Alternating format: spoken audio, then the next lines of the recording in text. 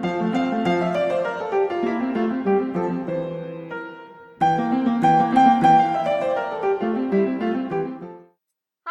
welcome or welcome back to the Unraveling Soprano.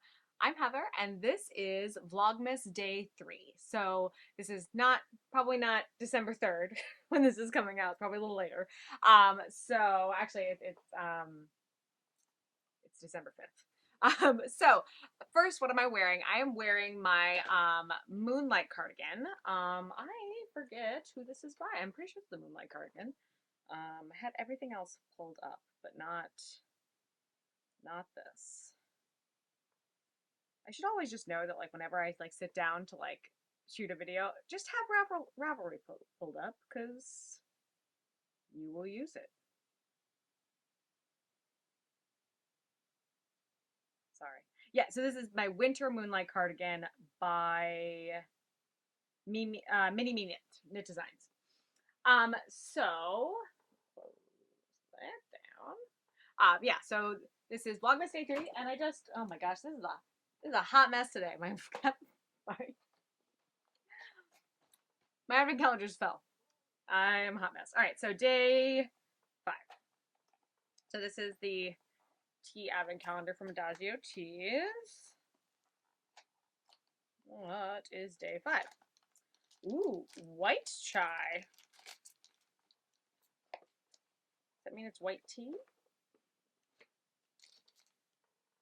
So this has ginger, lemongrass, cinnamon, pineapple pieces, white tea, coconut, cloves, cardamom, natural spice flavor, apple pieces, red peppercorn, and natural cinnamon chai flavor. So I pre-steeped my tea, or no, I didn't steep anything. Start again. I preheated my kettle, but I actually did it for the wrong tea setting because I was assuming this was going to be, just from what I have had already, I was assuming this was going to either be a black tea or an herbal tea, and it's white tea. So we're just going to let my tea kettle cool off, and I'm actually going to move on to the craft. So the craft that I was going to talk about today is actually an amalgamation of some crafts. So I wanted to do, I have this yarn, this like boucle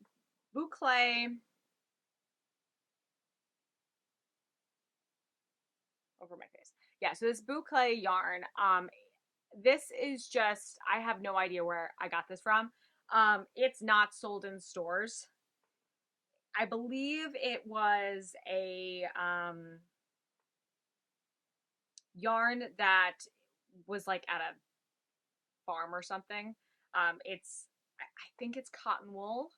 It definitely feels like cotton. And it's one of those yarns that I think is actually made like best used for rug making. So I had this in, actually my mom had it in her stash, and she probably would never use it. So I took it. And I wanted to make a wreath because I still have my decorations up, which you can't really see from this angle of the camera, but I'll show you in a minute. But I wanted to make a wreath just kind of to fill out the space. I was originally going to do the Drops Woolen Christmas wreath, which is a really great cable pattern. And I started the cable pattern, but then I realized because it's a boucle yarn, it's a very textured yarn, I was getting none of the really pretty cable patterns. So I was like, well, why don't I just do a garter stitch? Because that's going to really emphasize the yarn, and it's going to be super easy. So what I ended up doing is I kept the stitch counts and I kept the length, but I just did garter stitch. And because I need to make this make this up. I pre-knit it. So this is what it looks like so far.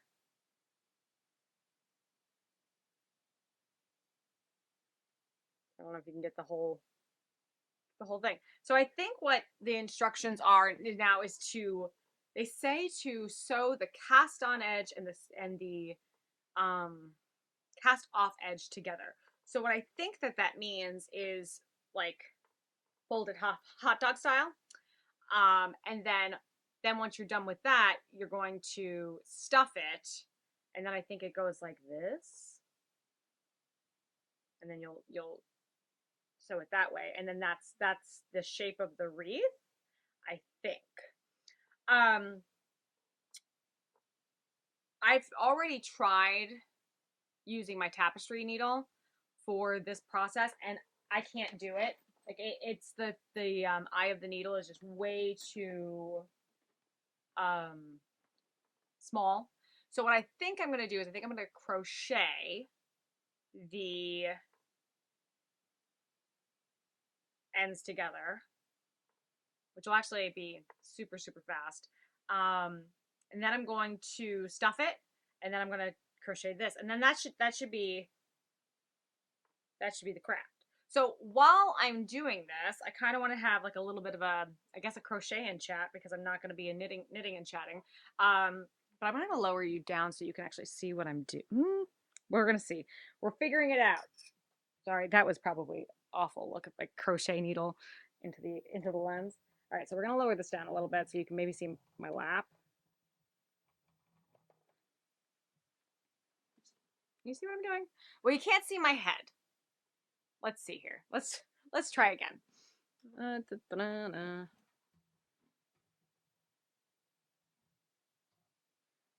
All right. You can see some of my head and some of this. I'll try to hold it high. So I'm going to use the let's see here. I'm going to crochet. I'm going to turn it inside out. So I'm going to crochet the tail. I'm going to use the tail. I think I'm just going to use,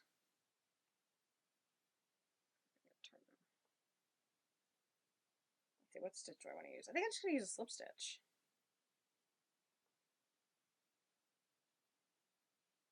And we're going to see if I can actually talk and crochet at the same time. Because historically, that has not been the case. So what I want to talk about today,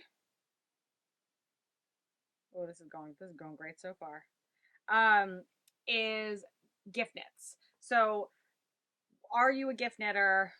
What's your process for gift knitting? And I think I might need a bigger crochet hook. And then what to knit or gift. So I have a couple of, I don't know if this is, got this really big gaping hole here. All right, we're gonna undo this. This is riveting content so far. Aren't you glad you showed up? I'm glad you showed up. What we're gonna do, we're gonna actually crochet from the ball.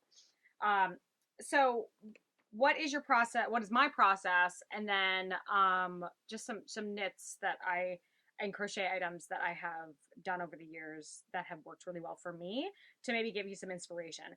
I think that gift knitting can be kind of contentious because it takes so long to do. It can be, if the person doesn't like it, it can be just really hard to like not get ticked off by it. Which means that you have to be really aware of if your person is knit worthy or crochet worthy. I think it's like when I was just doing crochet, I think I had a little bit looser of a feeling of like who is crochet worthy, because crochet for me is just a much faster and like just a much faster process. And so I didn't feel like my time was being wasted if like that person never wore the item, or if they like just kind of like, that's not my favorite thing. I didn't really take it so personally. Knitting, however, if I find out that person is not wearing that knit, it is kind of rage making, which I'm surprised. I surprised myself. So I really have to to decide, like, is this person the type of person who's going to appreciate a handmade gift? Are they going to wear it? And then I have to think about, like, is the fiber that I want to make the particular gift in, is that a fiber that they're actually okay with, and am I okay working with their preferred fiber? Because I have a lot of people who have wool sensitivities, and I am just a full wool convert. I love it, especially those superwash wools. I know that there's like some environmental issues with, like, I'm not actually totally on educated on what the issue is with superwash wool. I think it's the fibers are coated with something to make it not shrink, and that's like a polyester or some sort of polymer that is not it's not biodegradable. Please correct me in the comments, because I have read so many things. Like, I did do research, it just didn't penetrate. That happens sometimes. I need it. Sometimes I just need it in as many different forms as possible. um, so yeah, so I know that it's not, maybe not the, if you're gonna do environmentally conscious fibers, usually a non superwash or a cotton, organic cotton is best. But I find I really love superwash for, because I do have a slight wool sensitivity, um, and that really does help with that. And then when I use, if I'm doing a gift knit, it's, if I'm going to do wool, it's always superwash, because I want the person to be able to take care of it and not destroy it and not feel bad. Because, like, when you get a homemade gift and you actually like it, and then if you destroy it, I've done that a couple times, you feel like crap. And I don't want I don't want my gift to make people feel like crap. We're trying to avoid that. Am I even? So I'm actually impressed with it, how I'm actually able to talk and crochet at the same time, and I'm getting some work done. So yeah, so I have to be, like, conscious about, like, do I want to actually work with that fiber? Because a lot of times, if it's not wool, because I have a couple people who are like, they have a wool sensitivity and also just a wool aversion, where, like, even if it was a super soft superwash yarn, I probably wouldn't make them break out. They just, the idea of wool bothers them. Um, and so I have to go, like, am I actually going to knit something for someone in a cotton when I know it kind of destroys my hands, and it might make it so that, like, I'm unable to work as fast in the future. So I think these are all things that you need to consider. And then, like, are you actually saving money? Because the main reason why I do handmade gifts is I want to be able to give something to someone that is of a high quality, but I know that my budget is often not that of somebody who can, like, I can't go to insert luxury store. I can never think of luxury stores. But I can't go and buy something for someone that is, like, super super nice quality all the time. Maybe like once every a couple years, depending on the person, I can splurge. But for the most part, I have to be really budget conscious, and um, that is just one of my main focuses. But, like, with the cost of yarn, I still want to buy. I mean, I don't buy these super fancy hand dyed indie yarns. I love them. I think they're really great, but it's just never been in my budget for the types of projects. I think that, like, for an accessory for myself, then yes, but for an accessory for somebody else, I don't know if it's worth it for a gift knit. Like, especially, like, because I would be jumping into indie yarns for the first time. I'm not going to do that as a gift knit. I want these, if I'm making a gift knit, I want it to be a tried and true pattern. I want it to be a yarn that I know how it's going to work and I know how it's going to look at the end.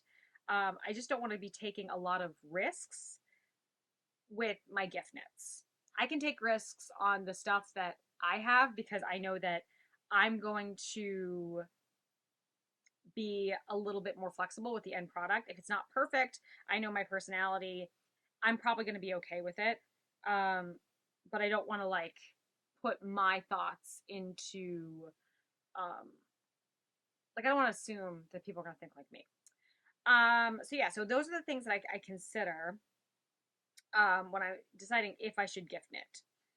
And then there are a couple patterns that I tend to go to, and I've talked a little bit about this on my regular podcasts, um, because I've like most of my gift knitting this year has been socks, which have been kind of great as far as like the time commitment and just I know that they'll be useful. I know that everybody needs a pair of socks, um, and they will get used. And once they have lived their life, probably about a year, and then they'll need a new pair of socks, which I think is great. So my go-to sock pattern, as I've said many times, is Andrea Mowry's DRK Everyday Sock. I like it because of the rib. I like the toe-up construction, which I find that like once you figure out, I think it's a Turkish cast on. Once you figure out the Turkish cast on, it is, I think, really user friendly. Like it's one of those knits that can be kind of, you get to a certain point where it is can be a mindless knit, which is also something I look for in gift knits. I like something that I kind of zone out, and it's not super, especially once you get past the short row heel. Great, and that's with every sock though. Like once you're at the cuff, you're fine. But I do like that it ends with the cuff. Like so, you're ending with the easy part, and you're starting with something that's a little bit more focused. I also like that the pattern has suggestions for the average sock size, and I think a lot of other sock patterns probably have that as well.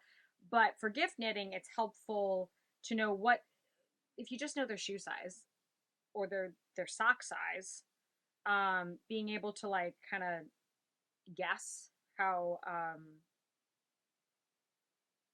long you need to make it and how many like increases or whatever, and have like a guide, that's really nice. So, oh, it looks, I finished. All right, I finished my hot dog style folding. I'm gonna grab a pair of scissors. Okay. So the next paid pattern that I have kind of thought about as might be a good gift. It's a kind of a really specific thing though. It's the Maxine hot water bottle cover by Laura Penrose.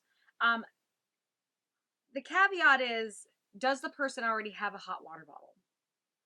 If you think that they are the type of person to use a hot water bottle, whether it be like in their bed or for like pain management, then I think a hot water bottle cover is a really fun thing to do. But if they are not, if they're like more of a heating pad type of person, not a hot water bottle cover, then I think it might be kind of a useless gift. But it's a really fun pattern, and you can use a lot of scrap yarn, which makes it economical. If you have a bunch of scrap yarn, like you can double up your fingering yarn from socks. So I think that that's a really good pattern to give as a gift if you know the person you're giving it to, and it's quick. I think mine, even though it's color work, I think it only took me like a couple days. The next one that I was thinking, do I have these up here? I think I do. I've talked about these before. This is a crochet pattern. Excuse me. Sorry. I know this is not the most professional thing in the world. So it's these little crocheted wristers, like fingerless gloves. I've given these a couple times. Um, they have this really pretty crochet cable pattern. This is by Bonnie Barker, who I know just writes a lot of just a lot of like crochet books. But these make really great gifts because they are quick, they look nice. Most people need some sort of a glove, and what's really great about these, if you have, like I have, because they're not great for covering your fingers, obviously, but if you have really thin gloves that you normally wear, you can actually double up. So those people who are in really cold climates, this is just a really great pattern. It does come in a book. You might be able to get it on Ravelry. I'm not actually sure, but this is a really great pattern. So it's called the Satinay wine resters. Not sure if that's how you pronounce it. I think it's probably a Gaelic word, and I'm just, oh, my ancestors, they're so annoyed with me. All right, so where am I with this? All right, so I have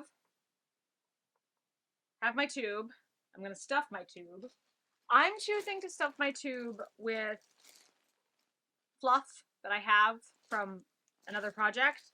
I strongly suggest, if you have little bits of yarn or fabric, if you're going to do this craft, stuff it with that. Like, stuff it with what you have on hand. I use what you got. No shame. Especially those little pieces of yarn. If I've done a really great job of getting rid of a lot of my like bits of yarn. So I don't need it. I don't need to do that. I can use the filling. I have no idea if this is going to be washable, this wreath. My guess is hand wash only. Mostly because I don't remember what the fiber is. And I don't want the fuffing, the stuffing to come out. So I'm just going to hand wash. Have I blocked this? I haven't blocked this. I don't think it matters. I'm choosing not to care. All right, so those were the 3 paid patterns. Now the rest of them is free patterns, because I strongly believe that, like, when you are doing gift knits, if you can find a free pattern, that is usually the way to go. Because again, if you're doing a bit of risk and you're not quite sure the person's gonna love it, and you don't think that you are gonna make the pattern for yourself, find a free pattern. So the first suggestion, I don't actually think you need a pattern for this, but if you are a person who just really wants someone to tell you what to do, I think that the garter stitch scarf by Isolde Teague is a good one. I've never used it, but like, it looks like just basically a garter stitch, like a normal garter stitch scarf. If you don't want a pattern, I just cast on however many stitches I think I need to make it look good, and then I just do it to a random length. If you want like something more structured, which I know a lot of people probably do, then I think the Isolde Teague pattern is a great way to do it. The next one is the just says wheat. I gotta need to look this up. I wrote this list, and then I'm like, why didn't I do everything that? Oh, this is another scarf pattern. This is called the Wheat Scarf. It's by Tin Can Knits. This is, again, it's a garter stitch pattern with like a little bit of interest. So yeah, I would definitely, if you want to do this, I don't know if you could make this up. I mean, you probably could, but like, it's going to take a lot of brain power. But if you want something with a little bit, like, you take that garter stitch scarf and then you just elevate it a little bit, I think the wheat scarf would be great for that. The next one I have is the Jasmine scarf from Pearl Soho. I have not made, so the first 3 I have not made. But I do have the Jasmine scarf as like a potential for me. to make in the future. It's got this really pretty herringbone pattern that I think is really nice. All right, I'm gonna stop. I filled my tube, and then the idea is that if my tapestry needle could fit, it's like a donut. This is I'm gonna say I'm not quite sure this is gonna work out the way I imagined. Looking at the viewfinder, I mean, it looks like a wreath. I thought it'd be bigger. All right, we're gonna try to slip stitch. I also, you know what? I don't think it's this is supposed to be. My seam is supposed to be in the middle. You know, it really just kind of looks like a Cheerio. Doesn't really look like a wreath. It looks like a Cheerio. All right. Where did I put my? All right. So yeah. So the jasmine scarf. I think it's just a really pretty design. I'm all chaos today. This is really the unraveling and the unraveling soprano right now. We're gonna see what this. Maybe I'll do some editing magic to make this look less chaotic. But yeah, so I really like the jasmine scarf. The next one is Socks on a Plane, which I thought was just a really fun. That was a really fun title, kind of going off of Snakes on a Plane. The Socks on a Plane. It looks like these are just a really simple toe-up pattern, and it's got a little bit of a cable. I might try that at some point, just if I want to like change it up for my DRK everyday socks. I just really want to get as much use of the DRK pattern as possible because I paid for it. So yeah, socks on plane. Socks are always great for gifts. The next and I think the rest of the there's one more. No, I think I made that one too. So the rest of the patterns I have on here are all patterns that I have actually made. And so I can attest, like, is the pattern easy or whatever. So the first one is the Ponyfish hat by Christina Dene. And I made a ton of these. I think about a year ago. It was like kind of like my go-to. Sorry, one second. I'm gonna finish talking a second. I gotta get this started because this is a little awkward. Maybe I should pin this. Where's my seam? There's my seam.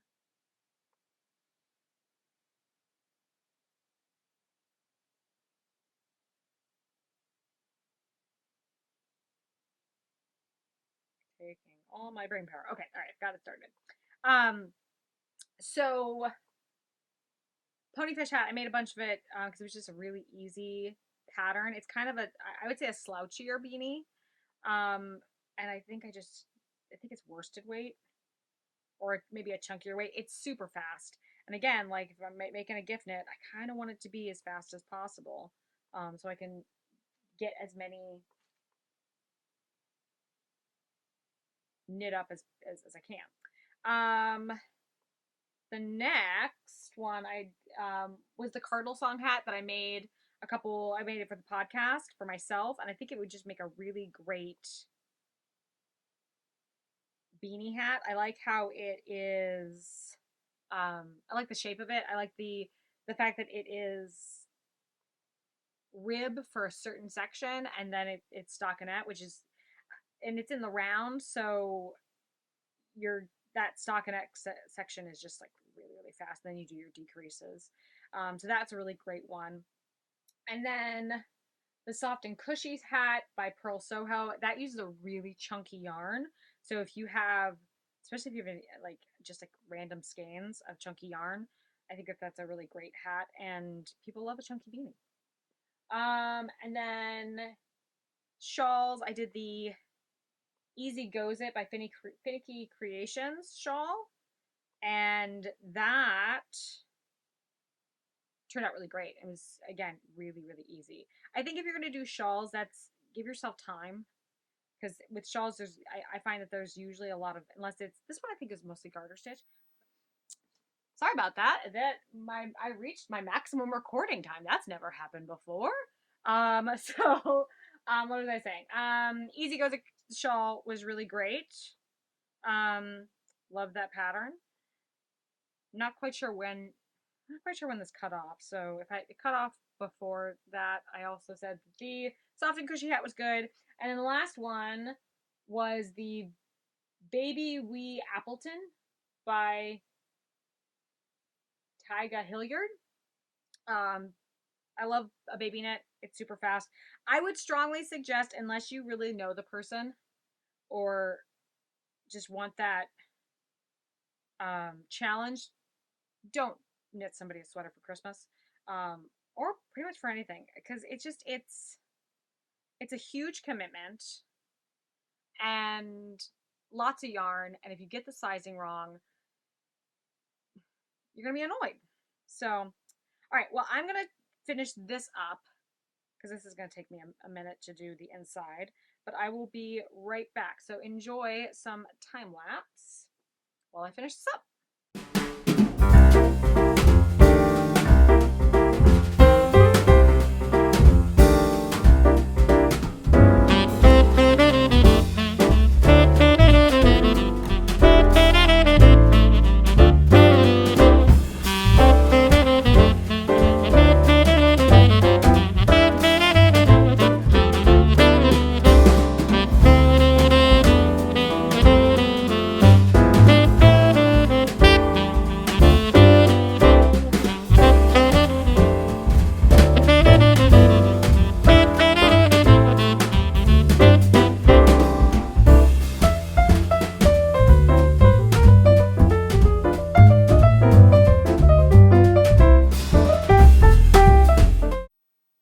Okay, so I went ahead and redistributed the stuffing a little bit. It still looks like an Oreo. Not an Oreo, a Cheerio. Still looks like a Cheerio to me. I am going to zhuzh this up with some ribbon so it looks less like a Cheerio. I'm also going to make my tea because that is probably cool enough to actually make some white tea, and I will be right back.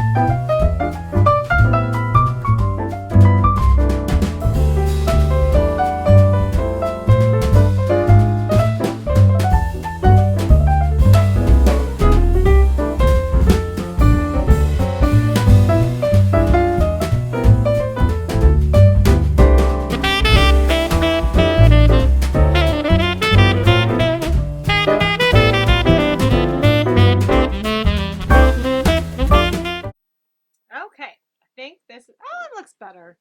That looks less like a Cheerio. So I used So I had leftover bias tape from a costuming project that I did 2019. 2019. So I will never use this gold bias tape for anything for me. It was for a very specific costuming project for an opera that I was in. And I need to get this like out of my stash. I didn't get rid of all of it. So we're gonna figure out I have this much left. I wonder if I could do another. Does it look too busy? We're experimenting. Is that enough to do anything with? No, it is not. So I think that maybe I'll do another I have another craft project that I'm doing later on in Vlogmas that this might get used for. So for right now, I'm just gonna put that away. But I think for a completely free craft, that is really cute. It's not. Is it perfect? No, of course it's not perfect. This is me. This is the Unraveling Soprano. Nothing's gonna be perfect. But it's cute and it was economical. I'm actually let me. I hate this is a pet peeve of mine. I always like to cut ribbon on the bias. I don't know why I didn't cut this on the bias. And it's bias tape, so it's meant to be cut on the bias.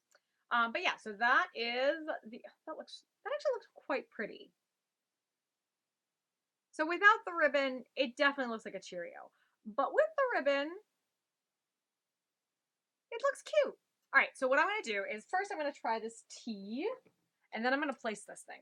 So I think it's been steeping for 3 minutes. That's what they suggest. I'm not a huge fan of white tea. Mostly because it's pretty delicate and I will screw it up. So this actually the water might still have been too hot. I boiled it, and with white tea you're supposed to it's like a whisper of heat. It's what you're supposed to do.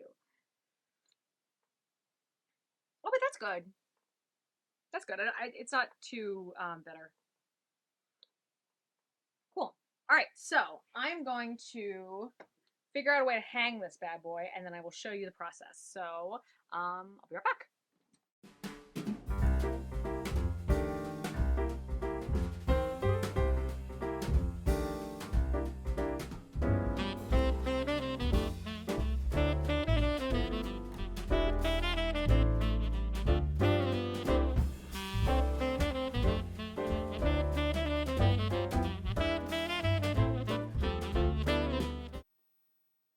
All right, I'm gonna vlogger style show you what this looks like.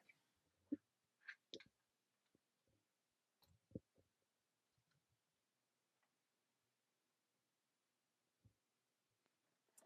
some stuff. So yeah, I think that kind of balances out the space. Oh, look. I mean, I feel like it'd probably be better if I had. You know what the thing is with Christmas decorations, you can always add more, and it can just end up never stopping. So I think I might stop here. But yeah. So this is my finished Christmas stuff. I think that the craft is really cute. I'm gonna move you back over.